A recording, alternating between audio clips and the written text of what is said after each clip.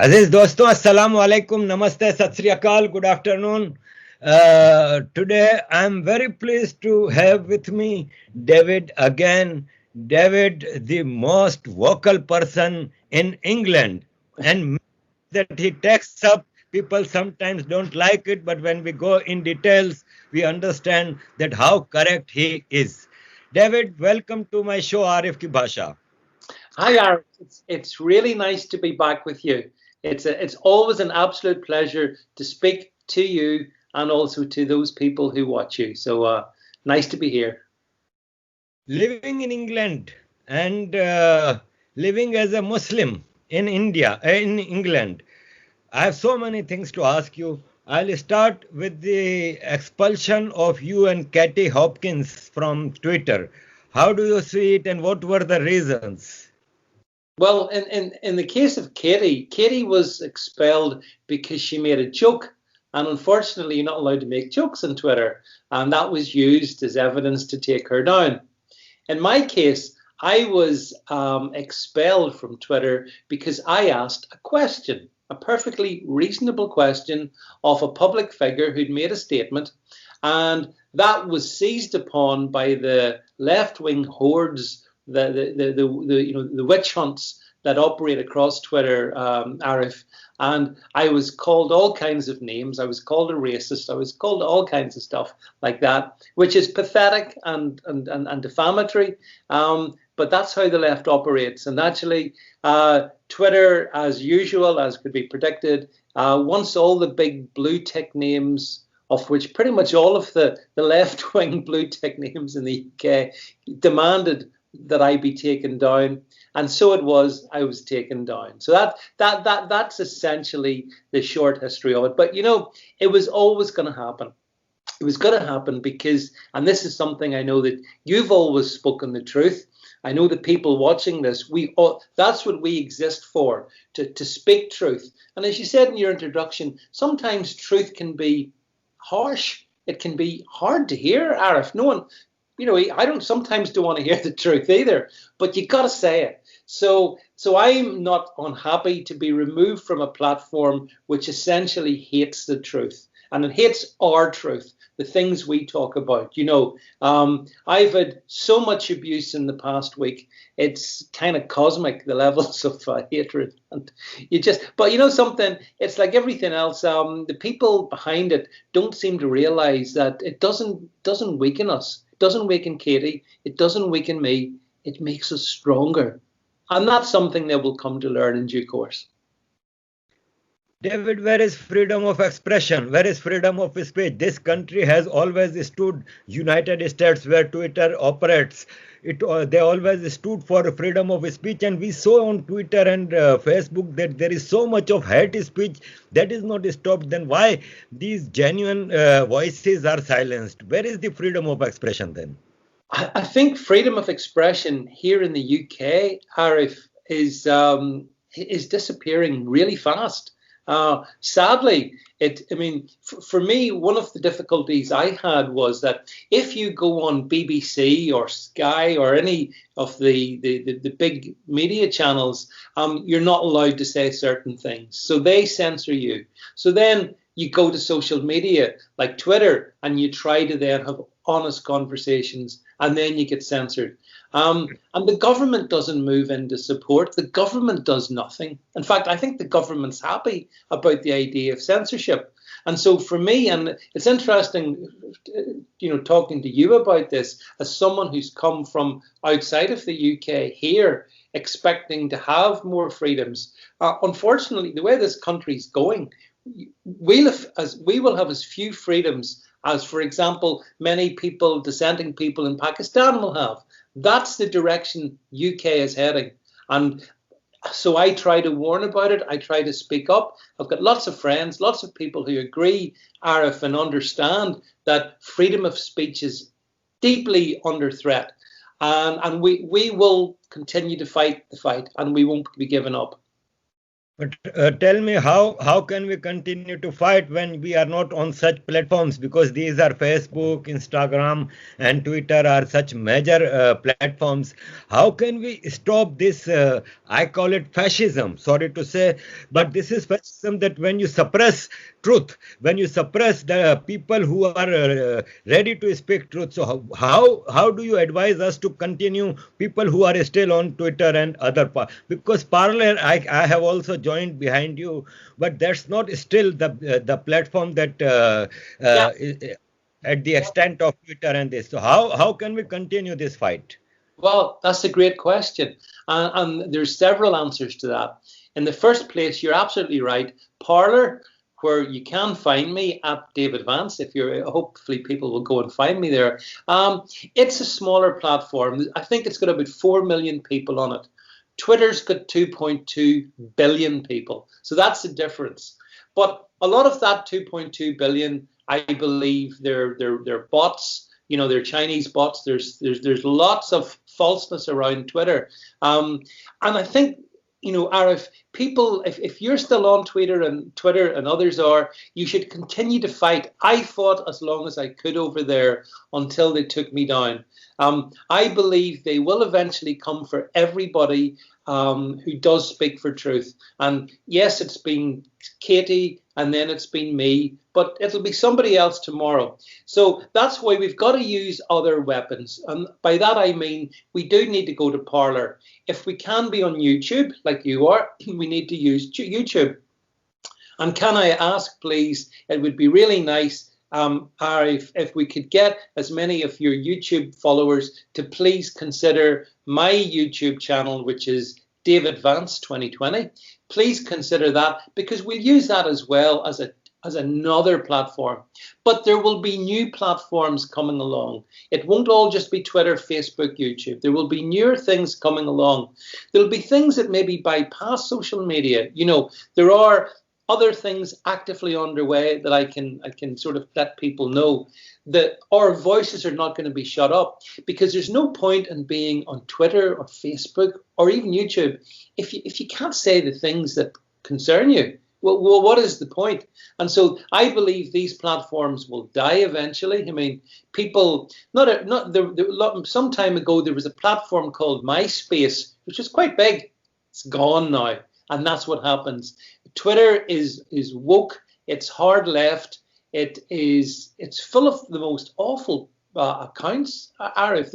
I mean, this is a platform, Twitter, that allows pedophiles, pornography. This is a revolting platform, but it doesn't take those sort of things down.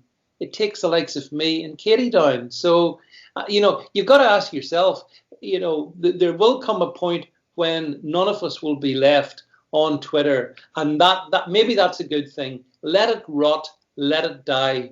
And I know it will get big. It's a big platform, but Twitter was made by people like Katie Hopkins, who had million plus people following her. It was her content that brought people to Twitter, not Twitter. And that applies right now. The creators, the people who make the content, that express the opinions, that want to have the discussions, we are the people, I believe, that people hopefully will be interested in. And whether that's on Parler or whether it's on Gab or whether it's wherever it is, there's different platforms. And as I say, there will be new ones. That's hopefully where people will come. I have many questions as a Muslim living in England to you for about England, because Brexit, mask, pandemic, all this. But first I will go to USA, because there are elections, and these elections of United States have impact on entire globe. So how do you see these elections? Because the polls are showing that President Trump is lacking to Biden. So how do you see these elections, and what are the role of these platforms, Twitter and Facebook, that they are playing? Yeah, another really good question. Excuse me.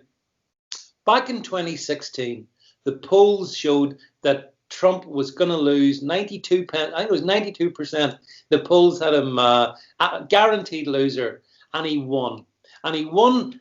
And here's the important point, because Twitter and Facebook they're not reality. They are just representative of a particular point of view.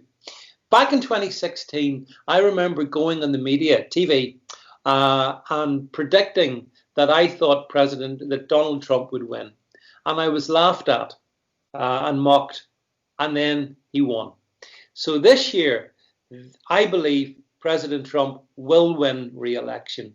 I think the Democrats have the most pathetic candidate imaginable in the form of Joe Biden. But I think the media is going through the same circus again, Arif. So they're suggesting, oh, look, the polls have got Trump behind, and they're running all the hit stories on him. And it's 2016 all over again. Twitter and Facebook, though, have changed. Back in 2016, they didn't realize the power that they had, I think. They realized that shortly afterwards. And in 2018, certainly Twitter and Facebook have become much more militant. And like, one of the reasons I don't feel too bad is, I mean, okay, Twitter have taken me down, but they've also hidden some of President Trump's tweets. So this is the elected president of the United States, and Twitter won't let him put out certain things on Twitter, which is why I hope when he wins in November, I think one of the things he needs to do, Arif, is he needs to get to grips with these big social media giants. And, you know, because they're not platforms, because they editorialize against me, people like me, people perhaps like you, people like Katie, they go against us. That means they are essentially publishers. Well, if they're publishers, then they carry full legal culpability for all the censoring that they do. So I hope President Trump in 2021 will really take these guys on. And if they're not going to treat us fairly, that's their choice. But they have to pay a price, Arif. So far, they've not been made to pay a price. President Trump's our best hope. And that's why I want him to be re-elected. It's crucial for the world. It's crucial for the UK. It's crucial, I believe, for countries like India. I think there's a big importance there. And it's just fundamental for, I think, the future of our sort of civilizations that Trump gets back. If Biden gets in, everyone's going to suffer. Tell me one thing. As a student, I would like to learn something. That last week I received letter from Labour Party that your membership is about to expire and you have to renew it. And I decided not to renew it. I myself was always thinking myself as a left supporter of left politics. And when watching you also, I'm surprised that you talk like a leftist, because our politics are for the common people, and that's what left was. But what is this left that is a more fascist and this? So how do you describe left of today? Because this is not the left which historically left had the voice. It's so true. It's such a good point that leftism is unrecognizable from what it once upon a time was. I mean, once upon a time, actually, leftism embraced debate. Now, leftism wants to shut you down. It wants to cancel you. I remember, I'm old enough to remember, Arif, there was a time when it was leftists who were the people who spoke up for free speech. Now, leftists want to close down free speech. Leftists also wanted to support the working man and woman and support the family. They used to want to do that, as opposed to, let's say, the more the right-wing people who were much more looking after vested interests. But that switched over as well. And in the UK, the voter base for the Labour Party is essentially metropolitan elitists who aren't recognisably socialist, who certainly are not on the side of the working man at all. I mean, look at the Labour Party. It's led by, Sir Keir Starmer. I mean, what do you make of that? So Labour's betrayed the working man and woman. And that's one of the big things that I think it's so obvious in the UK. That's why they can't get elected. Because working men and women are, if you know this, the average working man and woman is smart. They understand things. But they've been taken for fools for too long, and that's why I'm really glad that you, and I know many others as well in the UK, who would have perhaps over many years have thought we've got to support Labour. You're not renewing your membership. You're walking away, and I think that's good. Labour took people like you for granted. That's the thing. And you've done the right thing by making it clear that you won't be taken for granted. And I think millions like you, by the way. They've lost millions of voters. And I posted it on Twitter that I'm not renewing. I received this letter and I'm not renewing because I'm disappointed with Labour and the left politics. Yeah. David, as you said that you have a YouTube channel, and I would request you, because we want to keep your voice, Katie's voice, and these voices alive. So I would request you that please send me, each time there is a video on your channel, send me the link on WhatsApp so that we can promote it on Twitter and Facebook from our platforms. So that way your voice can be heard. Well, that's very kind of you, and thank you very much, Arif, for that. Because I think one of the things that I feel is important in terms of debate is that Twitter restricts you to 260 characters. At the very best, it's just very short sentences. The thing that we're doing right now, this is a conversation between two people. The people watching this will follow this as human beings talking and engaging with each other. For me, this is better. It's more rounded, it's more three-dimensional than Twitter or indeed Facebook for that matter. So I do like this medium anyway. And so I hope to be able to cover lots of the topics that I covered on Twitter, but in more detail with special guests and all kinds of people. And hopefully, YouTube will allow that. And, that can continue the debate. But for sure, we do need to talk about the issues and in a sensible manner. I've always tried to do that, Arif. I don't move to. Sometimes I know I say things that some people might think are harsh, but everything I've tried to say is fact-based, based on data. That's how I operate, and it will be the same here on YouTube as well. Again, going back to USA, George Floyd, Black Lives Matters. What was that? Tell me that. Was it hijacked, or was it a correct movement and hijacked, or it was never a correct movement? Because there are some isolated cases of black subjugation in United States, not in UK. In UK, I don't find that is because I live in Europe since 30 years, and I've never faced racism. Not at all. In Belgium, in France, in Holland, and now in England, I'm living since 9 years almost, and I've never faced racism. So what was that Black Lives Matter, the beginning, and then was it hijacked? Yeah, I think it was. I think what happened is, and you're right, Arif, in the United States, there has been a problem in certain areas between the police and members of the black community, and that's to be deeply regretted. But I think it's not a huge issue, but it's an emotional issue. And what happened here was, and we all know the circumstances, or at least as the media portrayed them, regarding the death of George Floyd. But of course, the media didn't really tell us that George Floyd himself was high on fentanyl, which is an extremely strong illegal narcotic at the time of his death, and he did have cardiac problems. So it's not just as simple as the cop basically murdered him, because I don't believe the cop did murder him. However, to your point, the Black Lives Matter movement, which had been in place for at least 3 or 4 years, they seized on it. They absolutely seized on it. The media went with it because it then enabled all the violence to erupt in Seattle, in Portland, and other Democrat cities.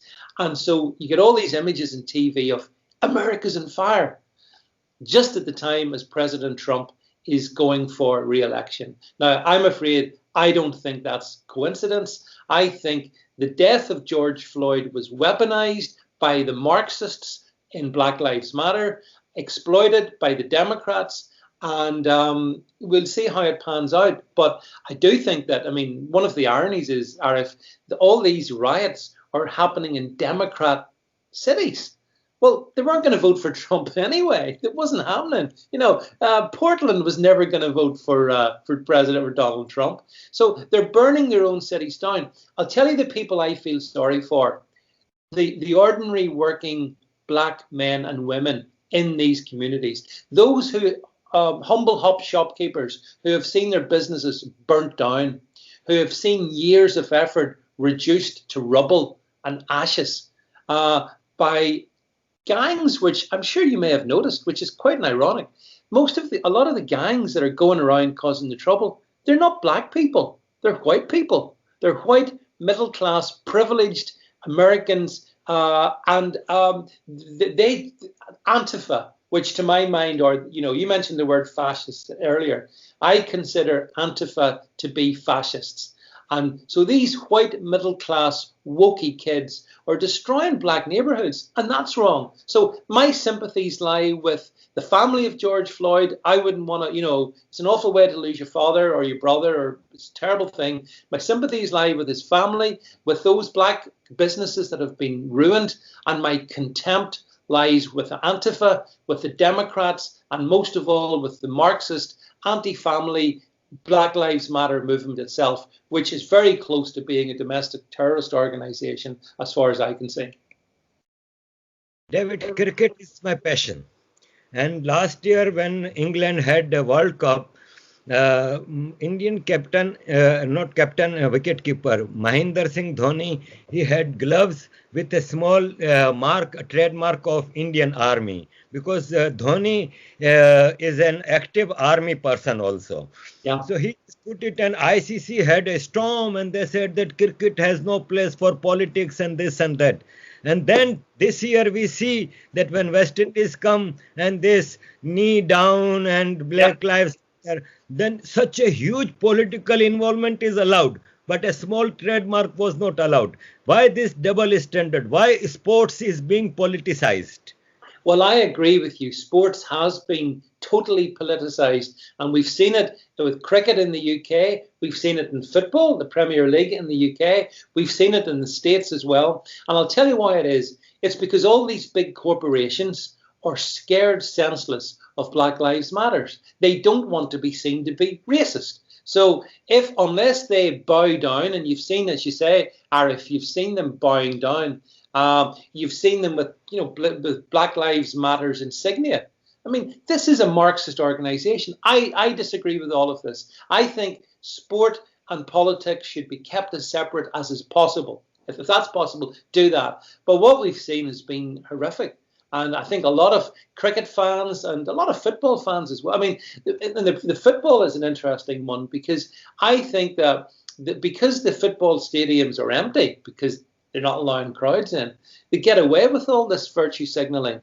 If you had a football stadium or a cricket stadium full of maybe 20, 30, 40,000 people, I think you might find quite a few of those people wouldn't be too impressed with taking the knee or bowing to Black Lives Matters, So yes, it's the hypocrisy of like the ICC, of the Premier League, of the NFL, of all these organizations.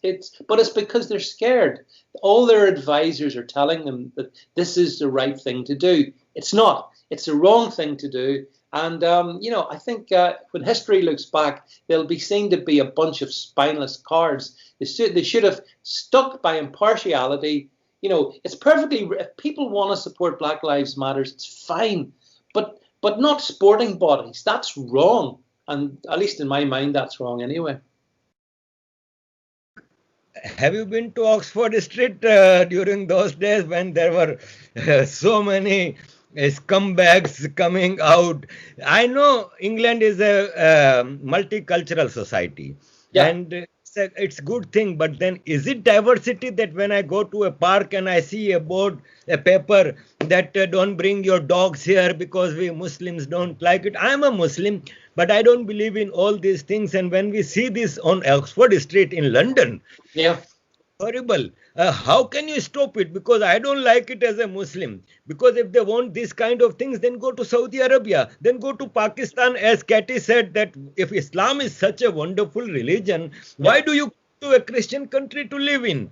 Because when we are in Pakistan, we don't like the Sharia law there, so we come to Europe. And then we want to bring Sharia law here. So why this appeasement by British governments, persistent appeasement is going on? How to stop it?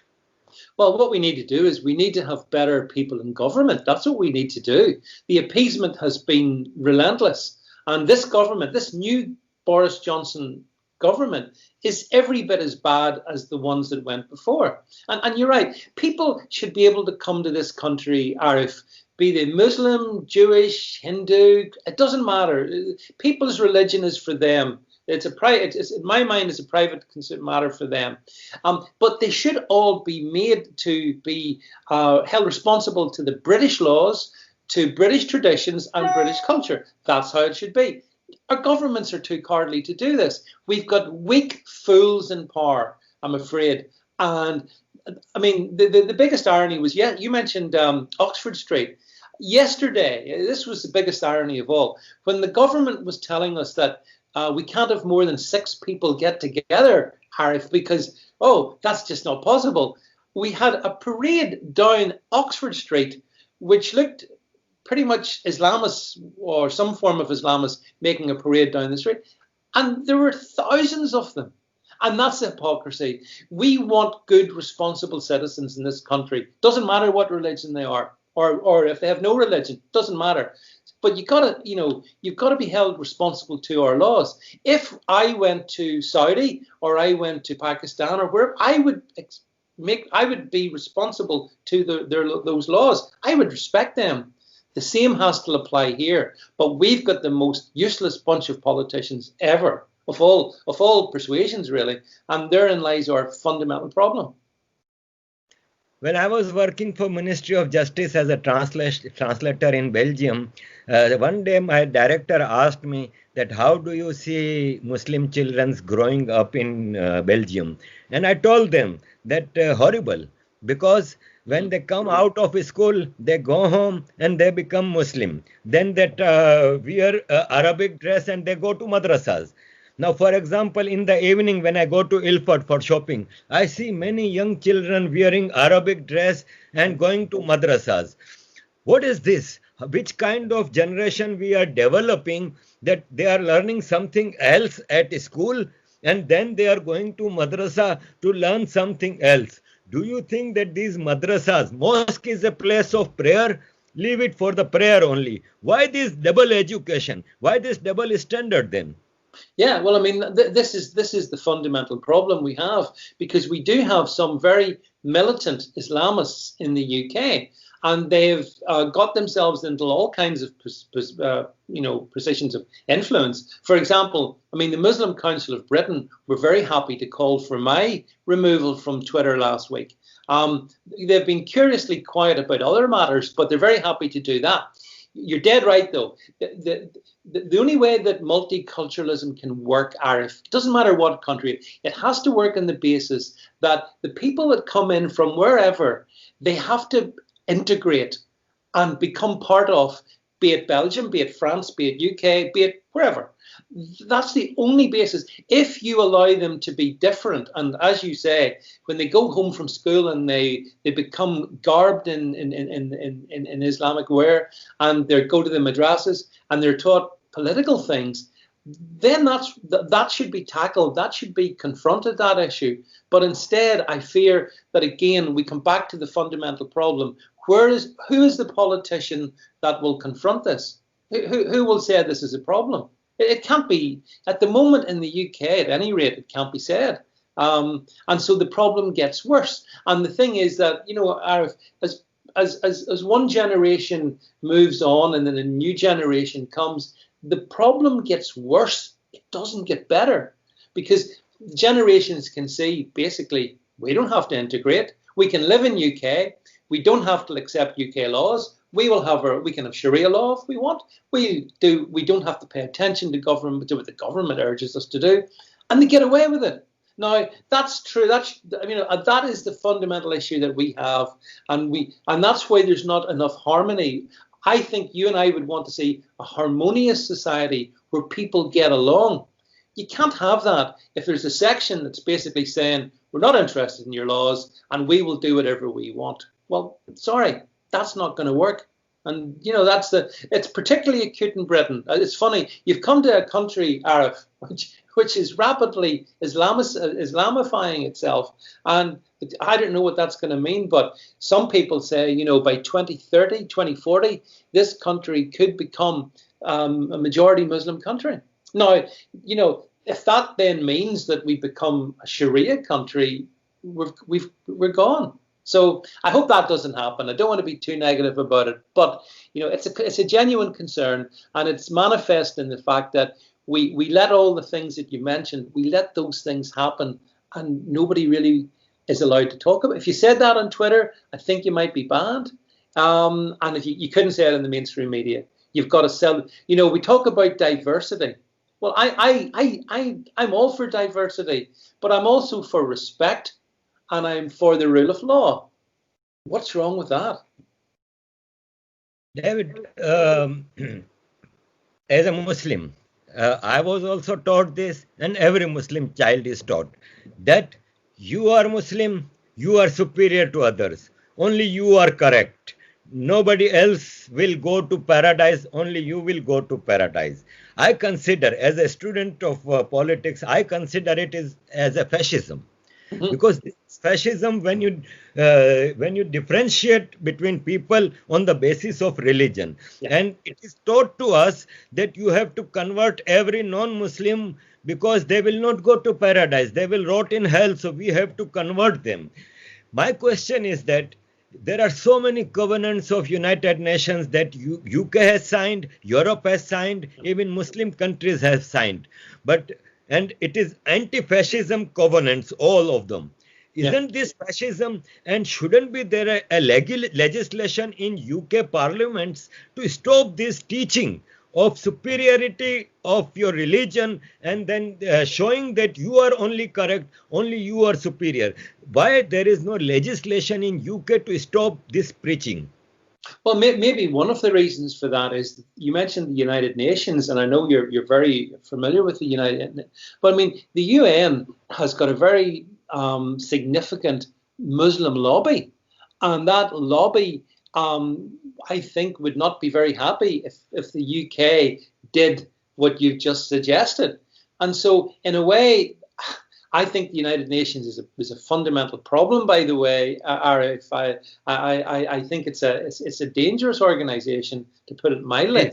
It really is, and I think it basks in the glory of being for human rights. But actually, I think it's anti-human rights, because it is setting up the fascism that you talk about. And one thing about religions is that many religions sort of have this thing that they are the chosen people. So take me. So I come from a Christian background, but Christians are kind of taught to believe that really, Christianity is kind of the only way to heaven and whatnot, and that's not, I suppose it's okay to have that view, but it sure as hell, if you'll pardon the expression, doesn't make me better than any Muslim or any Jew or any Hindu or any Sikh. It doesn't make me better than anybody else. So any religion that imposes itself as a kind of above everything else, then that religion needs to be very closely looked at. And again, the problem is, Arif, if we try to talk about it, we can't. I mean, go to the United Nations and put forward a motion calling for Islam to disavow supremacy over other peoples. Won't happen, will it? Agreed. Yeah. David, I have some more questions. I hope you have time. I always have time for you, Arif. David, many grooming gangs in UK. Unlucky that all of them are from Pakistan Muslim. And these grooming gangs are targeting young girls from Christian community, from Hindu, from Sikh. Yeah. How to stop it? Because I know that there are some groups are caught and they are persecuted, but then still it is going on. How would you stop it then? Yeah, well, you're right. I mean, the majority of the grooming gangs are of mainly Pakistani heritage. And that's just the way it is. And it's been going on for a long time, Arif. It's been going on for 20, 30 years, probably around that time. And the British establishment turned a blind eye. They looked the other way. And the reason they did that was because I think they were scared of being called racist. And they were happy to sacrifice young white girls to these deviants in these grooming gangs, and they covered their tracks. And only in the last few years has the issue become one that they could no longer suppress. But the fundamental issue is, why do we have the problem? Well, we have the problem because there is that section in our community who think they can get away with it. And again, what we need to see is the rule of law rigorously enforced in those areas. We need to have every one of these groomers, the abusers, Arif, who is caught, they need to be stuck away for life. Like, I'd put them in solitary for life. That's what I would do. I could say more, but it's on YouTube. But I would definitely do that. And we need to send a message that Britain will not tolerate these gangs. And the other thing is, it's very damaging to, I think, the Pakistani culture that this goes on. And I think some people are scared to report. They fear what might happen to them. I think there's an element of that. I'm talking about Pakistani people now who might be afraid to do that. But the other thing is, they see them getting away with it. So we've had, in this country, I guess, are tens of thousands of young girls abused in this way. And I mean, about 2 years ago, I was at the House of Lords in London at an event for a charity for the victims of the young girls, the Rotherham girls, where there was 1,400 of them. And I mean, these things are not given the attention and the publicity that they deserve. And in fact, actually, we're being asked to feel more sorrow towards the abusers than the abused. Well, that's wrong. So it's a big problem. It's a really big problem. And it's not made better by the fact, of course, that the community from which the abusers come is a growing community in the UK. That's a problem, So Britain needs to be Britain talks much about the need after Brexit to control immigration from the European Union. And that's I understand that. And that's perfectly reasonable. But hey, maybe we need to control immigration from other parts of the world as well, so that we bring in the best people, not the worst. David, you mentioned Rotherham. Now, this great country, United Kingdom, is so weak that we cannot sack a corrupt and Lord from Rotherham, yeah. Lord Nazir Ahmad. He has so many cases against him. He has case of harassment also, and all these things. And still we cannot remove one Lord from House of Lords. How can you change things? Yeah, you're right. You're right. It's almost like he's protected, isn't it? It's almost like somebody's looking after him. Now, we can only speculate who that might be. But I believe that there are those in high places in the British establishment who, for various reasons, don't want the likes of him to be put on trial and convicted. And that speaks to how rotten this country was. We were a great country once upon a time. I think, we weren't perfect. No country's perfect. But we were a pretty significant nation that defended itself. We seem to have lost, in my lifetime actually, we've lost the desire to stand up for ourselves. That's one of the reasons, for example, that's why I admire President Trump in the States. That's why I admire Prime Minister Modi in India. I can see other nations where they're standing up and they're asserting themselves. It's so ironic that as that's happening, we're not. we're lying down as a nation where you see the ridiculous images coming from our the south coast, where there's a tsunami of third world migration coming in. Government's not interested. They're being put up in 4-star hotels. So this is we have governments that won't defend us, and then that raises the spectre: if government won't defend you, who will? Agreed. My daughter goes to university here, so I also fear all these things. Yeah. To the Brexit. Yeah. As a French citizen, we moved to UK some 9 years ago. Yeah. And when Brexit thing was happening, and I had a meeting with my wife and my children, and I asked them, I said, what do you want to do? And they said that we forgot our French language also, because we are studying here. They were very young when they came here. So they said that we want to spend our lives here, and we want to work here, and we want to live here. Yeah. So I said, apply for British nationality. So Brexit won't affect us. But tell us something about Brexit, as yesterday I heard that a minister of Brexit has resigned and there are some complications going on. Still, we are not decided that Brexit is happening, or there are some things, something happened to ex-5 prime ministers united against Boris Johnson. What's the story? Okay, so here's the story. So here's the story. First of all, the UK has left the European Union. We formally removed ourselves from the EU. However, we've had this 2020 is the year of transition. And the reason for that year, Arif, was to negotiate a good trade deal between European partners and us. And that's proven to be very difficult. I don't believe the European Union, or really, I'm not sure if they want a deal or not. I think they maybe want to punish us, which is suicidal on their part, but hey, that's politics. And so the thing has been that they've made getting a trade deal negotiation is probably going to run up, I reckon, until probably December, till we be certain of whether or not we're going to get one. But with Boris Johnson, who I think is very weak on many issues, funnily enough, this is one issue that he's actually reasonably strong on. So I think the British government has said to the European Union, look, you've got to the middle of October, which is not that far away. You've got to the middle of October to come up with a reasonable deal, and then we can put that in place.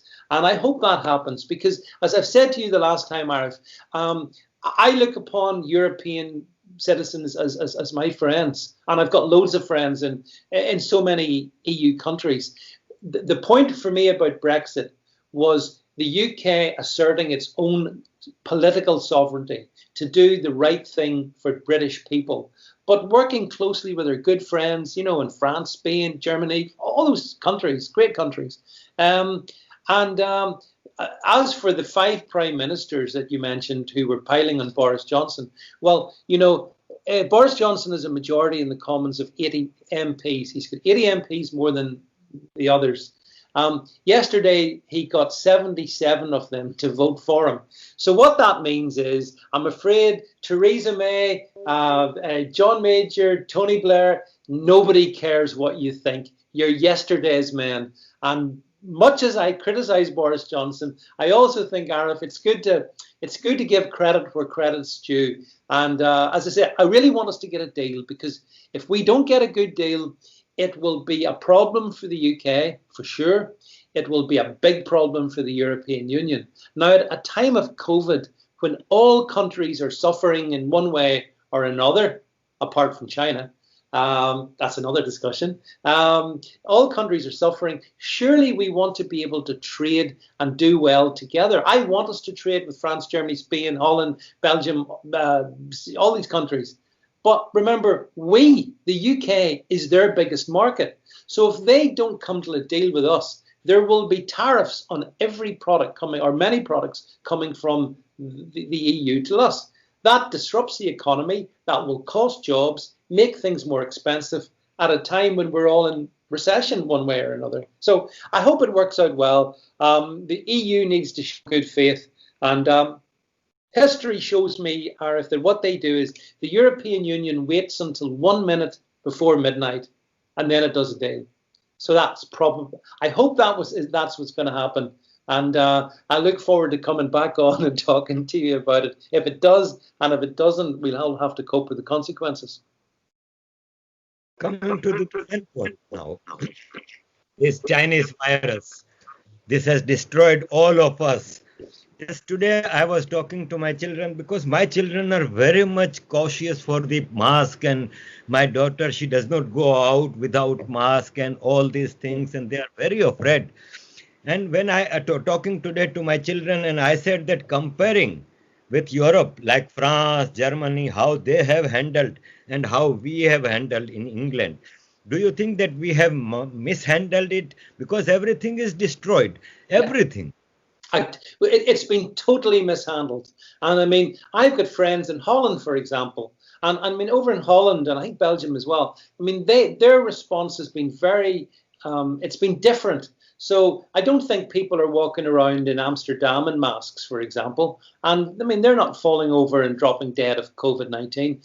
The British government got it wrong back in March, I think. And what they did was, Arif, they spent many, many millions of pounds on TV, scaring people into believing that COVID-19 was going to wipe out half the population.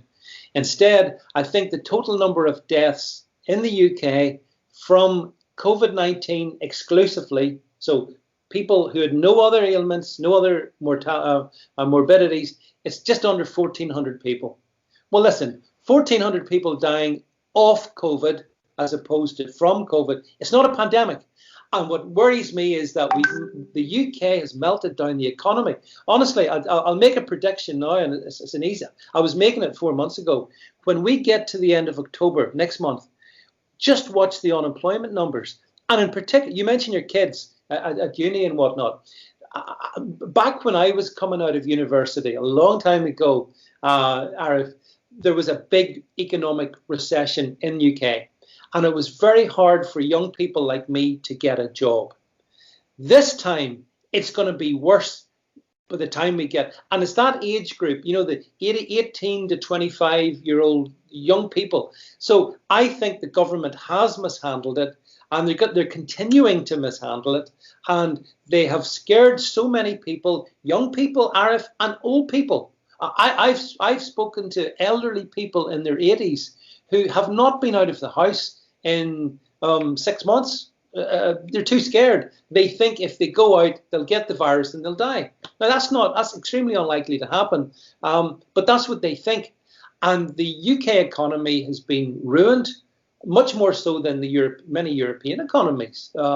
And I blame Boris Johnson for this, completely blame Boris Johnson. And I feel sorry for young people that are so scared. I feel sorry for old people that are scared. I must tell you, I do not wear a mask. I will not wear a mask. I am prepared to take the risk in that.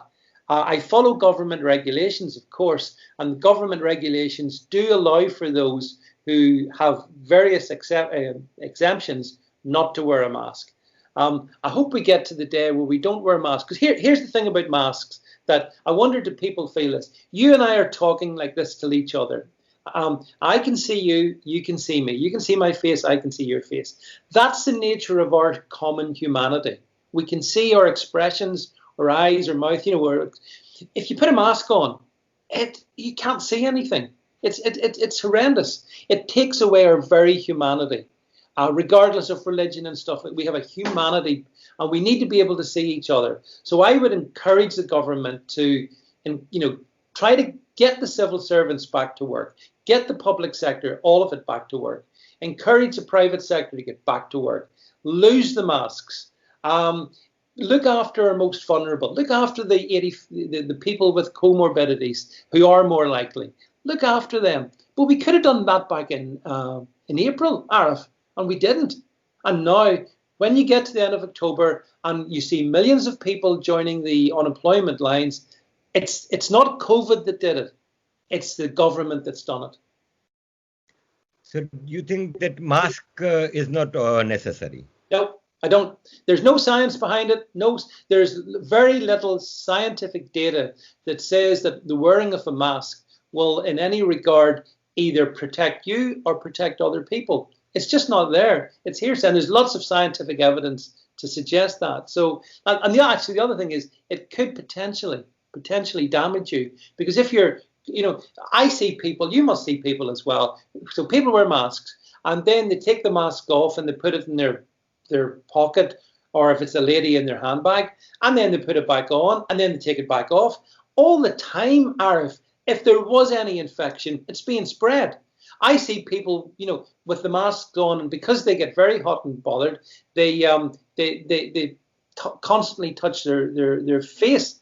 That, if there was infection, would also exacerbate it. So I'm sorry, it doesn't make sense to me, and again, we have to look at some of our neighbours in Europe, and we see much more sensible advice. I can respect. That's why, I do look upon Europe as our friends, because I can see much more sensible practices over there than here. But I'm afraid someone once said that Britain is a nation of rule takers, and this government just likes to give out rules, and sadly, too many people follow them. But,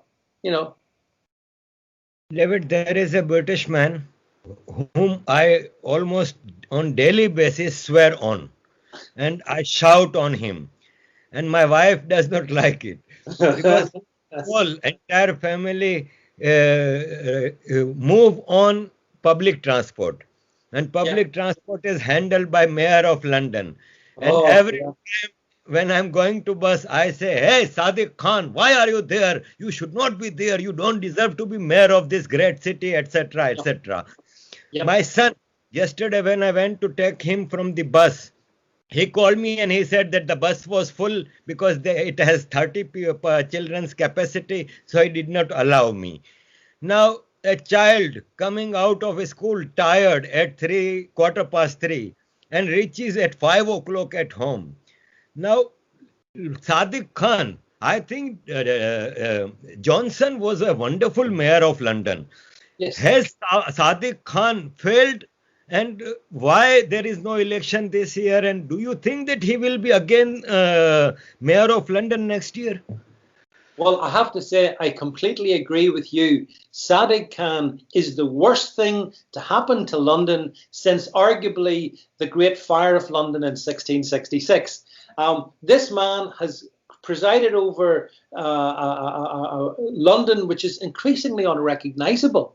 But for people who use public transport in London in particular, he's been a disaster over that. TfL is losing, I think it's about 2 billion in revenue streams. It's in a mess. Actually, a couple of weeks ago on one of my own live streams, I had a London mayoral candidate in the form of David Curtin, who's standing against Sadiq Khan. And he's a very sensible chap, and I hope people will consider David. But London needs better than Sadiq Khan. Boris Johnson did do a good job as mayor. I agree with that. But what's happening under Sadiq Khan, I'm afraid, is going to be very difficult to reverse, because here's the problem. The amount of migration coming into London is changing London, Arif, almost unrecognizably. So I fear that although I don't want him, if there was the mayoral election took place tomorrow, I think he'd probably win it quite significantly. And that breaks my heart, because I love to go to London. I love to see London as it was. But when I look at what Sadiq Khan's doing to London, I'm wondering, is it going to be even recognizable? I mean, I've called it Londonistan. It doesn't look, people, like, you would have come to London initially expecting London to be the London of the history books, of the movies. But it's not, it's parts of it aren't like that at all anymore. It's also not a very safe city. It's a city where gangs operate seemingly with impunity. And there's so many problems in London. And most of it can be traced back to Mayor Sadiq Khan, the worst mayor that London has ever had. Coming to the last part of discussion, going to India now. Yeah. The Chinese virus has affected entire world, but now China attacked India in Ladakh and killed Indian soldiers there. And there is a, they say that in the buffer zone, Chinese have invaded and occupied some land of the buffer zone between India and China. There are things going on, and China is extensively using Pakistan as its stooge and provoking India. Do you see a war between China, Pakistan, and India? And do you see that India is strong enough to counter both of them? Yeah, this is one of the things that gives me great hope. And in actual fact, Arif, on Saturday of this week, I'm speaking with Major Gaurav Arya, and we're going to be talking about China. I have every confidence that India has the military might and determination to repel the Chinese in these incursions. And in fact, actually, I don't think that China could win a war against India, despite all the bluster about it. So what we've seen in the Ladakh, I think, and the Indian response, which was necessary to repel them, has put a shot across the bow of the Chinese. But let's be clear, China is the biggest threat in this world, beyond any shadow of doubt. People talk about Russia. They don't understand. China is the problem. China is everywhere, every country, in all kinds of ways, and it's not a force for good. And the China virus has caused every economy in the world problems, Arif, apart from one, China. So that's another reason why I want Donald Trump re-elected, because he, I think, will stand with Prime Minister Modi against Chinese aggression, and we need to see that. So yeah, China is a big problem, but I think I stand with India. I do think the Indian military have shown their strength. When you get to areas like Tibet, I don't think the Chinese have got the capability of actually fighting in that rarefied atmosphere. And in fact, actually, there's a very good article which I've published on my altnewsmedia.net channel today, with I think it's 10 different reasons why China would not win against India. So I'll send you the link to that as well, so you can have a read of it. But yeah, I'm confident. But listen, China's the big problem, and another reason for all of us folks to unite and stand together. We must do that. David, there was a territory of United Kingdom, Hong Kong, before 1997. Do you think the British, have betrayed Hong Kong, because Hong Kong has been occupied and China has abandoned all the agreements and commitments? So why Britain is not doing as much as it should do? They say we will give nationality to every Hong Kong person. Is this the solution? That's a good question. I mean, I'm very fond of Hong Kong. I went there on my honeymoon many years ago. I've been back as well. So I think Britain has not stood by Hong Kong. It's done that because it's scared of China. That's the truth of the matter. It foolishly trusted the Chinese. Big mistake. You cannot trust the Chinese Communist Party. In the situation in which Hong Kong finds itself at the moment, if Britain did provide the best of the people living there with a passport into the UK, I mean, I wouldn't be unhappy about that, because I think some of those people will bring on, but like lots of other good people have come here, they'll bring entrepreneurial skills, they'll bring business. I would swap them for, some of the other people arriving in dinghies that we've got on our coasts. So I think we should do more for Hong Kong, and certainly my sympathies lie entirely with the people of Hong Kong, who face, honestly, well, you'll understand this, they faced a tyranny from China every bit as bad as you would have faced from the Pakistani government when you were there as well. The CCP are an implacable enemy of democracy and freedom and liberty. And so, yes, I stand, just as I stand with India, I stand with the people of Hong Kong, and I wish my government did more. Do you see Tibet and East Turkestan Uyghur getting independence in near future? Realistically? No, I don't. I wish they did. I think geopolitically, Tibet is too important to China to let go. So I just can't see how that would happen, but it would be a wonderful thing if it did happen, because I think the one way to deal with the Chinese Communist Party is to break away, as we've talked about actually with Pakistan as well, to disintegrate parts of it and restore freedoms to the Tibetan people. Again, I stand with Tibet, but the Chinese won't let go. I mean, you know all the changes that's happened in Tibet. The Chinese are transforming, just like they're doing the same thing in Hong Kong that they did in Tibet. They're flooding in their own people, displacing the if you like the ethnic Tibetans, and that's what they're doing in Hong Kong as well. But certainly, freedom for Tibet absolutely crucial. Last question. Indian leaders are saying that we will soon get back our Pakistan-occupied Kashmir and Gilgit-Baltistan. Do you see this happening? I hope so. I hope so. It's so hard to say because the problem here isn't actually India. The problem is, of course, Pakistan. That's where the problems all lie. And Pakistan, as we know, is being used at the moment by the Chinese for its own purposes.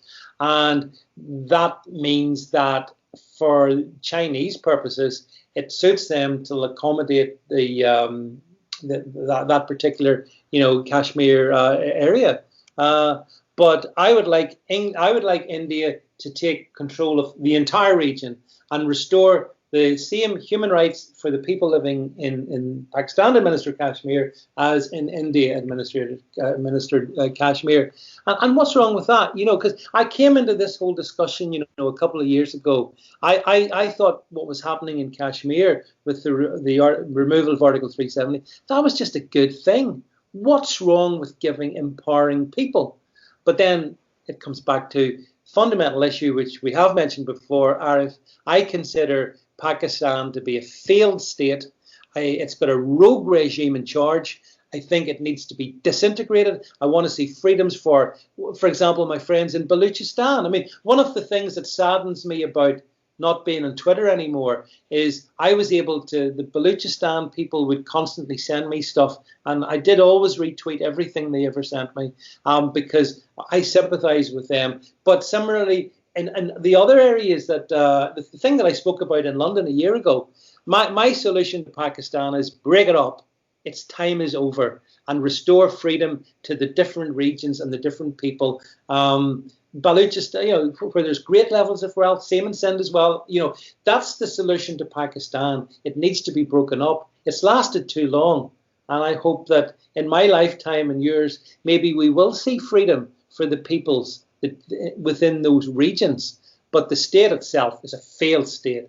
It's a terrorist enabling state as well. And now it's become a little poodle for China. So, maybe the Chinese dragon will consume it. I don't know. Thank you very much, David. It was so wonderful, and you have been so clear in your speeches. Thank you very much, David. Yeah, look, my absolute pleasure to speak to you, Arif. It's been a real pleasure. Thank you to everybody watching this. And as I say, I'm continuing to be around. I haven't gone anywhere. And I look forward to being back in your channel again and speaking to you. But thank you very much for having me. Thank you very much. So kind of you.